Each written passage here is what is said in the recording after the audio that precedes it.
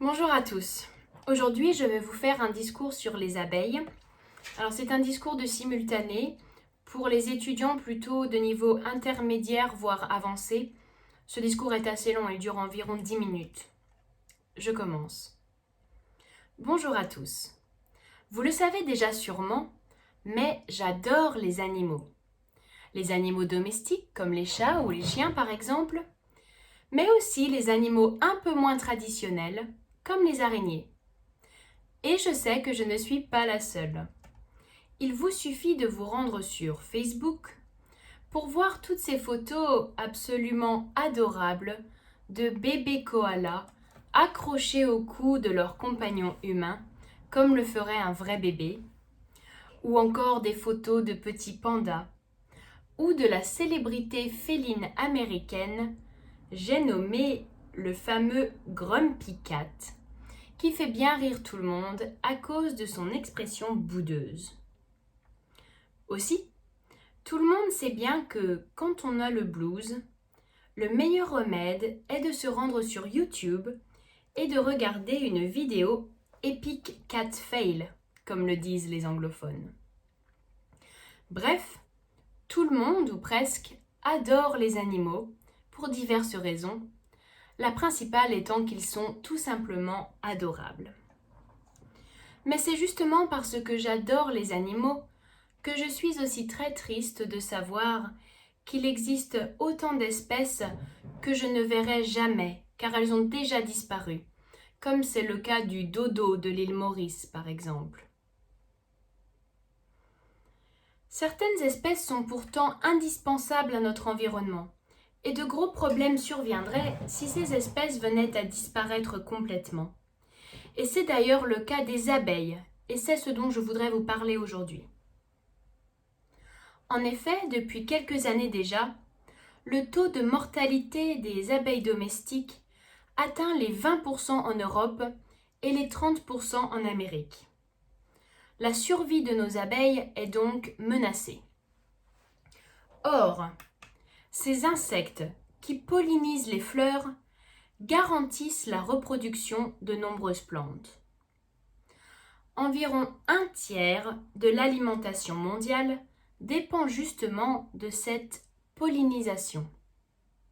Sans abeilles, fini les pommes, les carottes, les oignons, les brocolis, les citrons et même les artichauts. Donc, si toutes les abeilles venaient à disparaître, les rayons des supermarchés, tels que nous les connaissons aujourd'hui, se videraient petit à petit, et il ne nous resterait plus que des céréales comme le blé ou le maïs. De plus, moins d'abeilles veut aussi dire moins de miel. Le miel se fait donc de plus en plus rare. Et comme tout ce qui est rare est généralement convoité, comme l'or ou les diamants par exemple, certains apiculteurs ont été victimes de cambriolages peu communs. En effet, après les vols d'argent ou les vols de bijoux, on entend désormais parler de vols de ruches d'abeilles. Mais alors, comment expliquer une telle hécatombe ? Eh bien, les chercheurs et les apiculteurs parlent de plusieurs facteurs. Premièrement, on trouve les pesticides et les engrais. Les pesticides agissent sur le système nerveux des insectes. Les abeilles sont désorientées, perdues, et elles ne retrouvent pas le chemin de leur ruche. En plus des pesticides, les abeilles doivent à présent faire face à une nouvelle menace, le frelon asiatique. Je suis sûre que vous avez déjà vu des frelons. Avec leurs rayures jaunes et noires, ces insectes ressemblent à de grosses guêpes effrayantes. Le frelon asiatique vient de Chine et il se propage très rapidement en Europe. Et le problème, c'est que ce frelon se nourrit de nos abeilles. D'autres facteurs responsables de la disparition de nos abeilles incluent la pollution, la destruction des habitats et le stress. Pour finir, nos abeilles sont aussi victimes de nombreuses maladies. Mais revenons-en à la pollinisation. Son rôle est si important que sa valeur monétaire s'élève à 150 milliards d'euros par an dans le monde. Une petite fortune qui équivaut au PIB de certains pays, comme le Portugal ou l'Irlande par exemple. Une start-up française a d'ailleurs bien compris l'enjeu à la fois écologique mais aussi économique de la disparition de nos abeilles.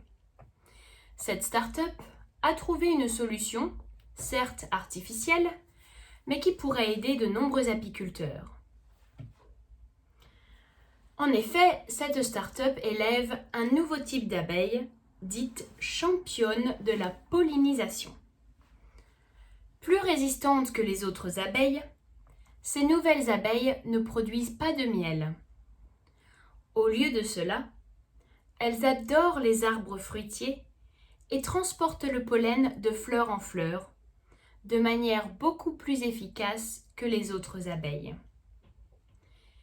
Et qui dit meilleure pollinisation, dit meilleurs fruits, plus gros, plus beaux et plus juteux. De plus, contrairement aux abeilles traditionnelles, ces nouvelles abeilles sont plus résistantes aux pesticides et aux maladies. Et elles travaillent dur, même par mauvais temps, quand il pleut ou qu'il fait de l'orage. Les résultats de ces abeilles dites hyper productives sont si positifs que la start-up a décidé de les louer à des apiculteurs et à des producteurs de fruits pour 1 000 € par an. Bien évidemment, cette nouvelle solution est principalement commerciale et elle ne compense pas la disparition de nos abeilles dans la nature. De plus, l'introduction de ces abeilles artificielles n'a pas que des avantages. Il y a le risque que ces nouvelles abeilles viennent perturber les espèces locales qui vivent déjà sur place en apportant avec elles de nouvelles maladies. On a déjà eu l'exemple au Japon par le passé. Dans les années 1990, un nouveau type de bourdon a été introduit. Il a depuis contribué à la disparition de certaines espèces locales. Tout d'abord à cause des maladies qu'il a apportées, mais aussi parce que ces nouveaux bourdons se reproduisent beaucoup plus vite que les espèces locales et ils leur volent leur habitat. Voilà, j'espère que vous aurez apprécié mon discours et que je vous aurai appris quelque chose aujourd'hui. Je vous remercie.